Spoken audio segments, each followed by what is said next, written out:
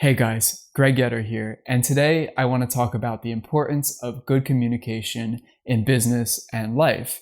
And the executive summary for this video is that good communication boils down to two things. One is over-communicating when there are areas of uncertainty, and two is using clear, simple language wherever you can. And on top of that, there's a way that you can kind of coax people into using good communication, which is only something I've realized and learned recently, but I'm finding it to be very helpful. And I want to give a few examples from business and from life that are hopefully not too rambly, but that illustrate some examples of bad communication and some examples of what could be done better.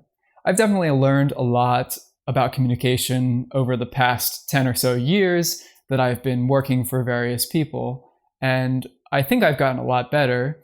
I also continue to get criticized for communication, but I find that the people that are criticizing me for poor communication now are people who have some kind of alternate agenda, who are trying to play a game and to make me look like the bad guy because maybe I come off as some kind of naive person. So I wanted to talk about these examples and show you that it's still a struggle for me to try to deal with these people. I'm still working on assertiveness, still trying to coax these people into the right communication style, but it's something that I have to think I've gotten a lot better over the years, and I hope that I will continue to get better at. So recently I posted a video about an interaction I had with an employee where the employee would not let me speak, and we had a pretty rough end of our relationship that I probably could have handled more gracefully, but could have been prevented by being more assertive in the beginning. But I want to talk about this other aspect of business as well, and it's this notion of employees coming to somebody in charge and not only coming with a problem, but coming with a solution. So this is something you hear a lot about in business literature. I have no idea who came up with it. And on the surface, it sounds pretty good because, you think it's promoting problem solving within your organization. It's getting your employees to think proactively. But there is a really grave downside to this rule of only come to me with a problem if you come with a solution attached. And the problem with this coming with a solution is that you are discouraging people from bringing to you problems if they don't know how to solve the problem. So the issue, for example, is you have somebody in marketing who doesn't know how to address a customer's technical question, but they think because their goal is to respond to every single customer's message, they come up with a really generic answer that might not be right.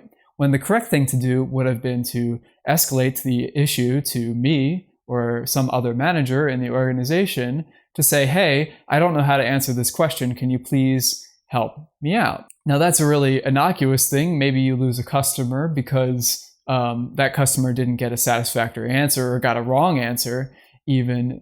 But it could be really grave where somebody could be hiding some kind of major issue because they don't know how to solve it. And then you are unable to address the problem when you, as a manager in the organization, would have been able to see the problem, probably may have even been able to come up with a better solution yourself because you have a more widespread picture of the organization, or you could address somebody else who has the solution to that. So I'm really not a fan of this come to me with a solution, not a problem mindset in business. I think it creates more problems than it solves, despite on the surface being a pretty interesting idea. Now, I think that employees should try to come up with a solution, but I'd rather you communicate with me the problem first. As soon as you know that there's a problem, after you tried a little bit to figure it out and you couldn't figure it out, let's get that problem out there, even if you don't have a solution yet. I'm not going to disrespect you or put you on a lower level because you only brought a problem to me. Quite the contrary, because I believe that seeing around corners is actually how a lot of organizations can be successful. Like Andy Grove said, only the paranoid survive, I think that knowing about the problems is the first step toward addressing the problems. The other aspect of business communications that is really critical, but I think it's also very difficult if you're in a technical field, is trying to make things simple so that more people understand it without making things incorrect. And the problem is that, like, if you have a team of a few marketers like I do, I have 3 to 4 people on a regular basis involved in marketing in my organization, and I know that I understand the lighting technology way more than any of them do. But it's up to us to work together to try to distill that information so that they understand what type of information they're supposed to display, and then so they can go ahead and display that through the customer. And a lot of times that takes one-on-one sessions where we kind of work through it together, where we draw pictures and hold them up to the computer and, think about like various ways where we can distill this highly technical knowledge down to a lower level so that it makes sense without being incorrect. Good, clear communication is really important, and a lot of times it takes communicating with each other to actually figure out how to communicate it best. So I would say when communicating technical information, if you can't figure out how to display it correctly, get on the phone with somebody who understands it less and try to get them to understand it.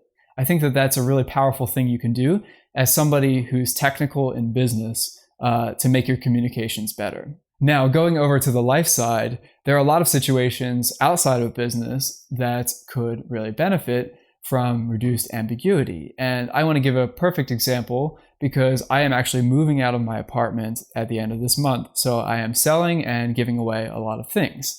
A lot of those communications involve the website Craigslist, which is a local classified ad site.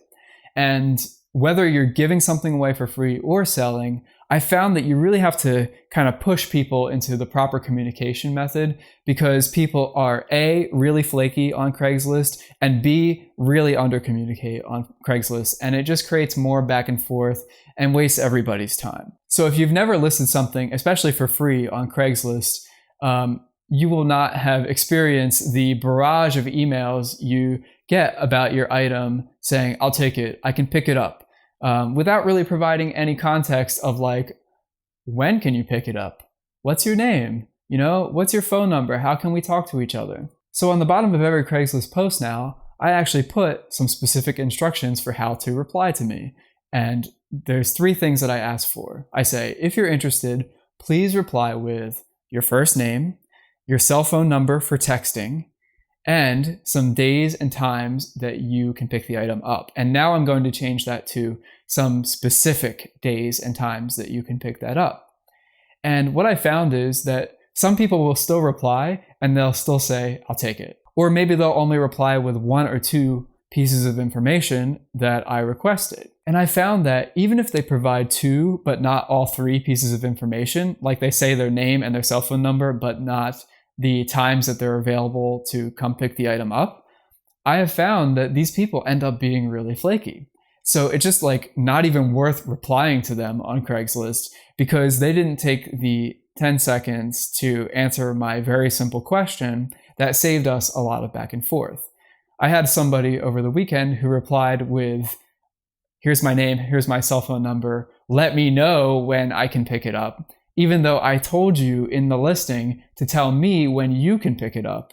And this person ended up having a lot of back and forth because I would say, oh, I'm available these times, and then they never confirmed a specific time, to the point where I had to tell them, after this happened like 3 times, I had to tell them, listen, you need to tell me an ETA or I'm going to have to find somebody else because this is wasting my time. And of course, they're not happy with that, but I think that maybe this is a good lesson for that person that like your communication has to be better. For me, it's really hard because I feel like I want to be liked, but I feel like what I need people to do is respect me, not like me. So sometimes you have to lay it down a little hard to them. Could I have done it slightly more gracefully and been more specific about I really need that ETA up front?